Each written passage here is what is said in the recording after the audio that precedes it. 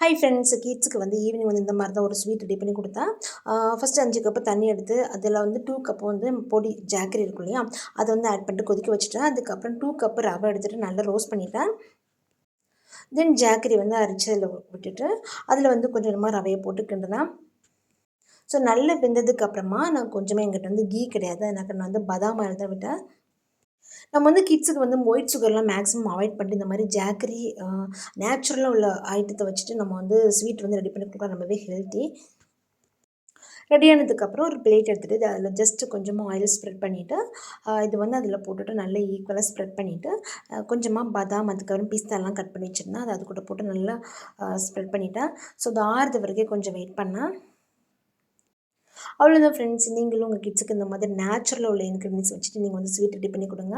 Maximum இந்த baking powder baking soda அதெல்லாம் avoid பண்ணுறேங்க கிட்ஸுக்கு கொடுக்குற ஸ்வீட்ஸ்லாம். ஓகே ஃப்ரெண்ட்ஸ், வீடியோ பிடிச்சா லைக் பண்ணுங்கள்.